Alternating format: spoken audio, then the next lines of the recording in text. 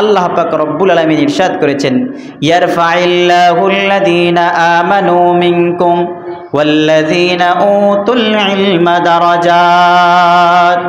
আল্লাহ পাক রব্বুল আলামিন বললেন, আমি মর্যাদা দান করব তাদেরকে, আল্লাযীনা আমানু, যারা ঈমান আনয়ন করবে, ওয়াল্লাযীনা উতুল ইলমা দারাজাত, এবং যারা ইলমে দ্বীন অর্জন করবে। ইলমে দ্বীন যারা অর্জন করবে এবং ঈমান আনবে, এই দুইটা গুণ যারা অর্জন করবে, আমি আল্লাহ তাআলা তাদের মর্যাদাকে বুলন্দ করে দিব, উঁচু করে দিব। সুবহানাল্লাহি ওয়া বিহামদিহি। তাহলে ঈমানওয়ালা, ইলমওয়ালা, এদের মর্যাদা দান করবেন কে? আল্লাহ। রাসূলুল্লাহ সাল্লাল্লাহু আলাইহি ওয়াসাল্লাম হাদিসের মধ্যে ইরশাদ করলেন, এর পক্ষে আরেকটা দলিল দিলেন উম্মতদেরকে, যে শুনে রাখো, যারা কোরআন শিখে, ইলম শিখে, দুনিয়ার মধ্যে সবচাইতে শ্রেষ্ঠতম মর্যাদার অধিকারী হলো তারা যারা নিজেরা ইলম শিখে এবং অন্যদেরকে ইলম শিখায়। আল্লাহ তাআলার এবং তার রাসূল সাল্লাল্লাহু আলাইহি সাল্লামের ভাষ্য অনুযায়ী সবচেয়ে মর্যাদার অধিকারী কারা? সোজা কথায় উলামায়ে কেরাম। সবচেয়ে বড় মর্যাদার অধিকারী কারা? বলেন না, সবচেয়ে বড় মর্যাদার অধিকারী কারা? উলামায়ে কেরাম। তাহলে আল্লাহর এই কথা অনুযায়ী, রাসূলুল্লাহ সাল্লাল্লাহু আলাইহি সাল্লামের এই ভাষ্য অনুযায়ী মর্যাদার অধিকারী কি তারা যারা ম্যাজিস্ট্রেট হয়েছে? মর্যাদার অধিকারী কি তারা যারা বড় ব্যারিস্টার হয়েছে? মর্যাদার অধিকারী কি তারা যারা বড় উকিল হয়েছে? তারা কি মর্যাদার অধিকারী? না, বরং মর্যাদার অধিকারী হলো তারা যারা ইলমে দ্বীন অর্জন করেছে। তাহলে এবার বুঝে থাকলে বলুন, দুনিয়ার মধ্যে সবচাইতে শ্রেষ্ঠতম মর্যাদার অধিকারী কারা? উলামায়ে কেরাম। এই উলামায়ে কেরাম যদি দুনিয়ার মধ্যে সবচেয়ে শ্রেষ্ঠতম মর্যাদার অধিকারী হয়ে থাকে, আর আমরা যদি তাদের মর্যাদা প্রদান করতে ব্যর্থ হই, তাহলে অপমান করলাম কাকে? আল্লাহ এবং তার রসুলকে। অপমান করলাম কাকে? আল্লাহ এবং তার রসুলকে। রাসূলুল্লাহ সাল্লাল্লাহু আলাইহি ওয়াসাল্লাম এই উম্মতের নাজাতের জন্য উম্মতকে 4টি পথ দেখিয়েছেন। কয়টি পথ দেখিয়েছেন? 4টি পথ দেখিয়েছেন, এবং একটি পথে সতর্ক করে দিয়েছেন, খবরদার আমার উম্মতেরা, এই 4 পথেই তোমাদের নাজাত, আর একটি পথ আছে, সেই পথে গেলে কিন্তু ধ্বংস হয়ে যাবে। এই 4টি পথ রাসূলুল্লাহ সাল্লাল্লাহু আলাইহি সাল্লাম হাদিসের মধ্যে ইরশাদ করেছেন, কুন্না আলিমান আও মুতাআল্লিমান আও মুস্তামিআন আও মুহিব্বান লাহুম। রাসূল সাল্লাল্লাহু আলাইহি ওয়াসাল্লাম ইরশাদ করেছেন যে তোমাদের জন্য 4টি পথ রয়েছে নাজাতের। এর মধ্যে একটি পথ হলো কুন আলিমান, তুমি আলেম হও। যদি নাজাত পেতে চাও, যদি মুক্তি পেতে চাও, জাহান্নাম থেকে বাঁচতে চাও, তোমাদের সর্বপ্রথম যে পথ, সেই পথের নাম কি? আলেম হও। কি নাম? আলেম হও। রাসূল সাল্লাল্লাহু আলাইহি সাল্লাম দেখলেন আমার উম্মতের সবার আলেম হওয়ার মতো সুযোগ হবে না। সবাই কি আলেম হতে পারে? তা আলেম হওয়ার সুযোগ তো সবার হবে না, তাহলে পথ আরও দরকার আছে। রাসূল সাল্লাল্লাহু আলাইহি সাল্লাম দ্বিতীয় নাম্বার পথ বললেন, যদি তোমার আলেম হওয়ার সুযোগ না হয়, তাহলে দ্বিতীয় পথ ধরো, সেটা হচ্ছে আলেমের ছাত্র হও, আও মুতাআল্লিমান, আলেমের ছাত্র হও, ইলমে দ্বীন অর্জন করো। রাসূলুল্লাহ সাল্লাল্লাহু আলাইহি সাল্লাম দেখলেন আমার সকল উম্মতের এই আলেমের ছাত্র হওয়ারও সুযোগ হবে না। আমরা যারা কৃষি কাজ করি, ব্যবসা বাণিজ্য করি, চাকরি বাকরি করি, আমাদের সবার কি আলেমের ছাত্র হওয়ার সময় সুযোগ আছে? নাই।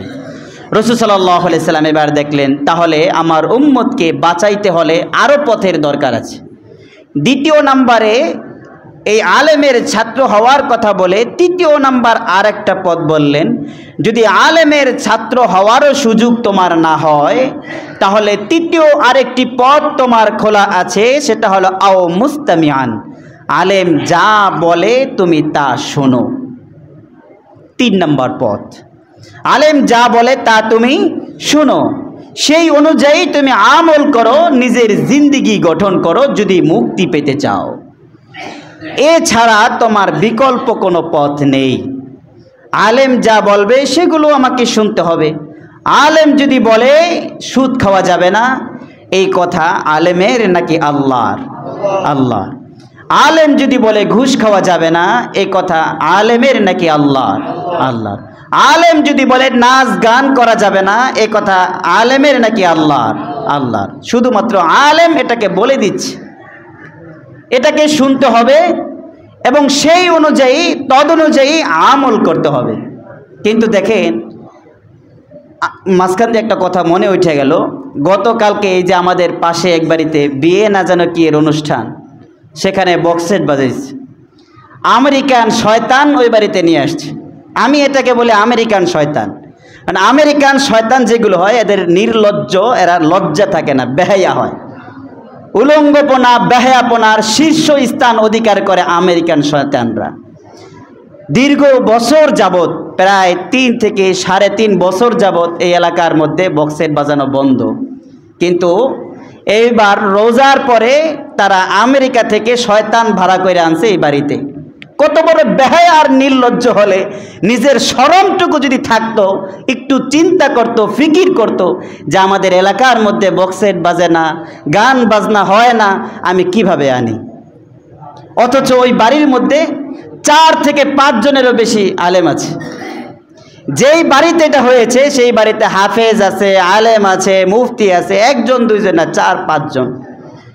এতটুকু শরম যদি থাকতো, এতটুকু লজ্জা যদি থাকতো, তাহলে এই কাজ করার মতো সুযোগ, এত বড় স্পর্ধা তাদের হতো না যে আমার বাড়ির সম্মান ক্ষুণ্ণ হবে, আমার ভাতিজা, আমার ভাইয়ের, তারা যে আলেম হয়েছে এই আলেমের মান ক্ষুণ্ণ হবে, আমি এই কাজ কিভাবে করি।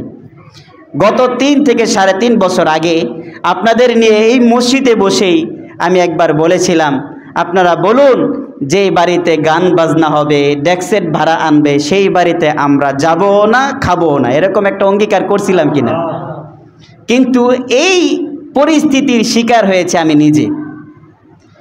এই যে গত জুমা পরে আমি বাড়ি গেলাম, গত সোমবার দিন আমার চাচতো ভাইয়ের বিয়ে ছিল। তো আমার চাচতো ভাইরে যেই বাড়ি থেকে বউ আনবে, সেই বাড়িতে গায়ে হলুদের ডেক্সেট বাজানো হয়েছে। আমি খোঁজ নিলাম, আমার ছোট ভাই এর আগের দিন গেছে, আর আমার এক বিয়েই গেছে। আমি জিজ্ঞেস করলাম ওই বাড়িতে গায়ে হলুদে কি ডেক্সেট আনছে? ওরা বললো হ্যাঁ আনছে। পরের দিন সকালে আবার আমার ভাগনা ওরা আমাদের বাড়িতে বেড়াইতে আসছে। ঘটনাক্রমে ওদের বাড়ি আবার ওই মেয়ের বাড়ির কাছাকাছি। তখন ভাবলাম ওরা যেহেতু বাচ্চা, ওদেরকে জিজ্ঞেস করলে সত্যটা পাওয়া যাবে। আমি তো জিজ্ঞেস করলাম, ওরা বললো হ্যাঁ আনছে। তখন দুপুরবেলা সবাই যখন বরযাত্রীতে যাবে, আমার তো এখন আমাদের ঘরের আমি বড় ছেলে, আমাকে বলতেছে, আমি আমার চাচাতো ভাই বড় যারা আছে এদেরকে বললাম যে আমি আমার মসজিদের মুসল্লিদের নিয়ে মসজিদে বসে অঙ্গীকার করেছি, যেই বাড়িতে ডেক্সেট বাজানো হবে সেই বাড়িতে আমিও যাব না, তারাও যাবে না। এখন আপনারাই বলেন আমার কি যাওয়া উচিত হবে? তখন তারা জবাবও দিল না, কিছুই করলো না, তারা আস্তে করে চলে গেছে, আর আমার অনুরোধ করে নেই। আলহামদুলিল্লাহ, আল্লাহ তাআলা যেন আমাকে বাকি জীবনও এইভাবে চলার তৌফিক দান করে বলে আমিন। আল্লাহ তাআলা আপনাদেরকেও এই সমস্ত শয়তানদের থেকে বেঁচে থাকার তৌফিক দান করুন, আমিন। দেখেন, আমরা সবাই গুনাহ করি, আমরা কেউ ফেরেশতা না, আমরা সবাই গুনাহ করি, কিন্তু গুনাহর কিছু ধরন আছে। আমি যদি একা গুনাহ করি, এই গুনাহের ভাগ আপনাকে নিতে হবে না, আল্লাহর কাছে শুধুমাত্র আমাকেই জবাবদিহিতা করতে হবে। কিন্তু গুনাহটা যদি আমি ব্যাপক হারে করি, যেমন ধরেন যে গতকালকে ডেক্সেট বাজানো হয়েছে, এই গান কি তারা একাই শুনছে নাকি আশেপাশের এলাকার লোকেরাও শুনছে? আশেপাশের এলাকার লোকেরাও শুনছে। যারা যারা শুনছে প্রত্যেকের গুনাহ হয়েছে কিনা? সবার গুনাহ হয়েছে। যারাই এটা শুনছে, ইচ্ছায় শুনুক অনিচ্ছায় শুনুক, সবারই গুনাহ হয়েছে। কিন্তু সবচেয়ে দুঃখজনক ব্যাপার হলো, যারা গুনাহ এই ইচ্ছা করে নাই, শুনতে চায় নাই, শুনতে যায় নাই, তারা ঘরে বসেই শুনছে। এই সমস্ত মানুষের গুনাহের যে ভার, এই সব গুনাহ ওই সমস্ত কপাল পরা হতবাগাদের আমল নামায় লেখা হবে। নাউজুবিল্লাহ মিজাল। তাহলে টাকা দিয়ে কি ভাড়া করে আনলো? আনন্দ ভাড়া করে আনলো না গজব ভাড়া করে আনলো? গজব ভাড়া করে। এই জন্য আমি এটাকে জোর দেই, সামাজিকভাবে কেউ গুনাহের আয়োজন করবেন না। গুনাহ করলে নিজে একা করবেন। আমি বলছি না আপনারা গুনাহ করেন, মানে গুনাহ করলে একা করবেন, কাউকে নিয়ে করবেন না, সাক্ষী নিয়েও করবেন না, যাতে করে আল্লাহ তাআলা আপনাকে ক্ষমা করে দিতে চাইলেও বলতে না পারে ও তো আমার সামনেই গুনাহ করছিল, এই কথাটা যেন কেউ বলতে না পারে। এজন্য গুনাহের কারণে আল্লাহর কাছে লজ্জিত হওয়া, ক্ষমা চাওয়া। তবে সামাজিকভাবে গুনাহ করবেন না, পারিবারিকভাবেও গুনাহ করবেন না, রাষ্ট্রীয়ভাবেও কোনো গুনাহে অংশগ্রহণ করবেন না। আল্লাহ তাআলা আমাদের সকলকে এই সমস্ত গুনাহ থেকে বেঁচে থাকার তৌফিক দান করুন, আমিন। তাহলে যে কথা বলতেছিলাম, রাসূল সাল্লাল্লাহু আলাইহি সাল্লাম তৃতীয় নাম্বার পদ বললেন যে তোমরা যদি আলেমের ছাত্র হতেও না পারো, এই সুযোগও যদি তোমাদের না হয়, তাহলে 4 নাম্বার তোমাদের আরেকটা পথ আছে। অনেক মানুষ আছে শুনতেও পারে না, যেমন ধরেন জেলে বন্দি আছে, কারাগারে আছে, সে চাইলেও ওয়াজ শুনতে পারে না, চাইলেও জুমার মসজিদে যাইতে পারে না, তাকে জেলখানায় থাকতে হয়, যাবজ্জীবন কারাদণ্ড হয়ে গেছে। কিন্তু হৃদয়ের মধ্যে তাওবা অনুভূত হয়েছে, আল্লাহর কাছে ক্ষমা চেয়েছে, কিন্তু এখন তো আর ওয়াজ শোনার মতো, মাহফিল শোনার মতো, তাফসীর শোনার মতো সুযোগ আর তার নাই। রাসূল সাল্লাল্লাহু আলাইহি সাল্লাম কত দিকে চিন্তা করে উম্মতদেরকে পথ দেখাইলেন, ও আমার উম্মতেরা, এই 3 নাম্বার পথও যদি তোমরা না পাও, এটারও যদি সুযোগ তোমাদের না হয়, 4 নাম্বার একটি পথ আছে, সেটি হলো তোমরা আলেমদেরকে মহাব্বত করো, আও মুহিব্বান লাহুম, তাদেরকে তোমরা মহাব্বত করো, ভালোবাসো। যদি তাদেরকে মহাব্বত আর ভালোবাসা হৃদয়ে স্থাপন করো, তাহলে তোমরা এই ভালোবাসার কারণেও নাজাত পেয়ে যাবে। সুবহানাল্লাহ।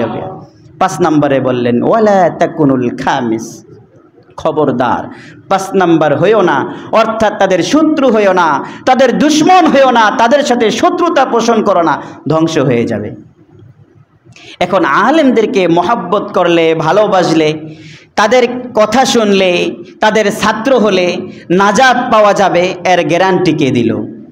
এর গ্যারান্টি রাসূলুল্লাহ সাল্লাল্লাহু আলাইহি সাল্লাম নিজেই দিয়েছেন এবং আল্লাহ পাক রব্বুল আলামিনও ইরশাদ করেছেন।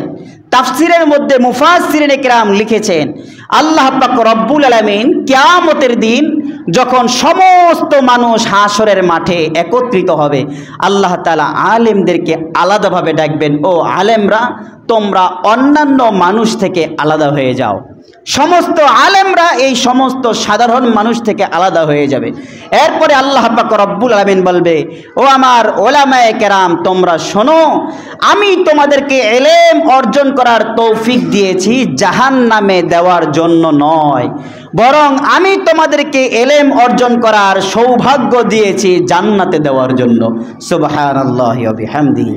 সুতরাং তোমরা যেহেতু আলেম হয়েছো, তোমরা এবার সরাসরি জান্নাতে চলে যাও। সুবহানাল্লাহ। এখন একটা প্রশ্ন আমাদের ভিতরে থাকতে পারে, আলেম হওয়ার পরে যদি কেউ চুরি করে, আলেম হওয়ার পরে কেউ যদি সুদ খায়, আলেম হওয়ার পরে কেউ যদি ঘুষ খায়, আলেম হওয়ার পরে যদি কেউ জালেম হয়, তাহলে কি সে জান্নাতে যাবে? এখানে একটা প্রশ্ন আমাদের আছে না নাই? আছে। মুফাসসিরিনে কেরাম এটার ব্যাখ্যা দিয়েছেন, আলেম হয় 2 প্রকার। 1 নাম্বার হলো মানুষের দৃষ্টিতে আলেম, আর 1 নাম্বার হলো আল্লাহর দৃষ্টিতে আলেম। মানুষের দৃষ্টিতে যারা আলেম হয়, তারা মাদ্রাসায় পড়লেই মানুষ তাদেরকে আলেম বলে, ইলম শিখলেই মানুষ তাদেরকে আলেম বলে, এটাকে বলে মানুষের দৃষ্টিতে আলেম। আরেকটা হলো আল্লাহর দৃষ্টিতে আলেম, সেটা হলো সে যেই ইলম অর্জন করেছে সেই ইলম অনুযায়ী নিজের জীবন গঠন করেছে, এটা হলো আল্লাহর দৃষ্টিতে আলেম। সুতরাং মানুষের দৃষ্টিতে যারা আলেম তাদেরকে আল্লাহ বলবেন না জান্নাতে চলে যাও, আল্লাহর দৃষ্টিতে যারা আলেম আল্লাহ তাআলা তাদেরকে বলবেন তোমরা জান্নাতে চলে যাও। আল্লাহ তাআলা এই সমস্ত আলেমদেরকে যখন জান্নাত দান করবেন, আল্লাহ বলবেন, ও আলেমরা তোমরা জান্নাতে চলে যাও। রাসূলুল্লাহ সাল্লাল্লাহু আলাইহি সাল্লাম হাদিসের মধ্যে ইরশাদ করেছেন, যখন উলামায়ে কেরাম জান্নাতের দিকে যাবে তখন কিছু গুনাহগার বান্দা যারা আলেম না এবং গুনাহগারও, আলেম হয় না কিন্তু গুনাহগারও, এমন কিছু গুনাহগার বান্দা ওই আলেমদের জান্নাতে যাওয়ার পথের মধ্যে দাঁড়িয়ে থাকবে। যখন এই আলেমরা জান্নাতে যাবে তখন ওই সমস্ত গুনাহগার বান্দারা আলেমদেরকে ডাকবে, হুজুর আপনি জান্নাতে যেতেছেন আর আমাকে তো আল্লাহ তাআলা জাহান্নামে যাওয়ার জন্য বলেছেন, তবে দুনিয়ায় থাকতে আমি তো আপনাকে অনেক মহব্বত করতাম, আমি আপনাকে অনেক ভালোবাসতাম, তো আপনি কি আমাকে একটু জান্নাতে নেওয়ার জন্য সুপারিশ করবেন না? কোন আলেমকে বলবে? যে আলেম জান্নাতে যাচ্ছে সেই আলেমকে বলবে যে আমি তো আপনাকে মহব্বত করতাম। এখন মহব্বতের আবার দৃষ্টান্ত সে দিবে।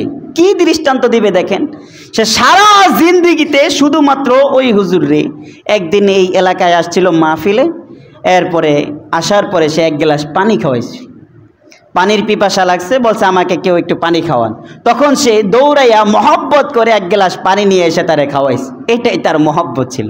সারা জিন্দেগিতে এই আলেমকে সে একদিন এক গ্লাস পানি খাওয়াইছে। এবার আপনারা বলুন তো, যেই লোকটা দৌড় দিয়ে এক গ্লাস পানি খাওয়াইলো সে দুশ্মনী কইরা খাওয়াইলো না মহব্বত কইরা খাওয়াইলো? মহব্বত কইরা খাওয়াইলো। এই তার একটা মহব্বতের দৃষ্টান্ত। সে এটা আল্লাহর কাছে বলবে। আবার আরেকজনে বলবে আমি আপনাকে খুব মহব্বত করতাম, আপনাকে আমি অনেক ভালোবাসতাম। তখন সে মহব্বতের দৃষ্টান্ত দিবে যে যখন কেউ আপনাকে গালি দিত তখন আমার হৃদয়ে অনেক ব্যথা লাগতো। এই তার মহব্বত, আর কিচ্ছু না। যখন কেউ আপনার সাথে দুশ্মনী করত তখন আমার হৃদয়ে ব্যথা লাগতো, আমার মায়া লাগতো, আপনাকে আমি ভালোবাসতাম, কিন্তু তারা এমন প্রভাবশালী ছিল যে আমি তাদেরকে কিছু বলতে পারতাম না, কিন্তু আপনার প্রতি আমার দয়া হইতো, আপনার প্রতি আমার মায়া হইতো, আমি আপনাকে ভালোবাসতাম। আমি মাঝে মাঝে কান্না করে আল্লাহর কাছে দোয়াও করতাম, আল্লাহ তুমি আমার মহব্বতের ওই হুজুরকে, আমার মহব্বতের ওই আলেমকে তুমি সুখ শান্তি সমৃদ্ধি দান করো। এই আপনার প্রতি আমার এক মহব্বত ছিল। এই যে সামান্য সামান্য দৃষ্টান্ত, এমন নয় যে সে ওই আলেমের জন্য বাড়ি করে দিয়েছে, গাড়ি করে দিয়েছে, এমন না। শুধুমাত্র তাকে মহব্বত করত এক গ্লাস পানি খাওয়াইয়া, শুধুমাত্র তাকে মহব্বত করত হৃদয় থেকে ভালোবেসে। এই সামান্য মহব্বতের দৃষ্টান্ত যখন উপস্থাপন করবে তখন ওই আলেম দেখবে হ্যাঁ সে তো সত্যই বলেছে। এবার আল্লাহকে বলবে, আল্লাহ তোমার এই বান্দা আমি আলেমকে মহব্বত করতো, ভালোবাসতো, তুমি তো আমার জান্নাতের ফয়সালা করেই দিয়েছো। তোমার কাছে আমার আরজি, তোমার কাছে আমার সুপারিশ, তুমি আমার এই মহব্বতের লোকটাকে জান্নাত দান করো। আল্লাহ তাআলা এই আলেমের সুপারিশের কারণে ওই গুনাহগার ব্যক্তিকেও জান্নাত দান করবেন। সুবহানাল্লাহি ওয়া বিহামদিহি। এরকম শুধু একজন নয়, হাজার হাজার মানুষ এক একজন আলেমকে মহব্বত করার কারণে জান্নাতে চলে যাবে। সুবহানাল্লাহি ওয়া বিহামদিহি। প্রিয় ভাইয়েরা আমার এই হাদিসের এই বক্তব্যের নির্যাস হলো এটাই যে আমরা রাসূলুল্লাহ সাল্লাল্লাহু আলাইহি সাল্লামের বাতলানো পথ অনুযায়ী আমাদের মুক্তির পথ হলো কয়টা? চারটা। মুক্তির পথ হলো কয়টা? চারটা। 1 নাম্বার আলেম হওয়া, 2 নাম্বার আলেমের ছাত্র হওয়া, 3 নাম্বার আলেমের কথা মনোযোগ সহকারে শোনা, 4 নাম্বার সুযোগ না হলে অন্তত পক্ষে আলেমকে মহব্বত করা। এই 4 পথ আমাদের জন্য নাজাতের পথ, আমাদের জন্য মুক্তির পথ। 5 নাম্বার যেটা দুশ্মনী করা, আলেমের সাথে শত্রুতা পোষণ করা, এটা হচ্ছে আমাদের ধ্বংসের পথ, এটা হচ্ছে আমাদের ক্ষতির পথ।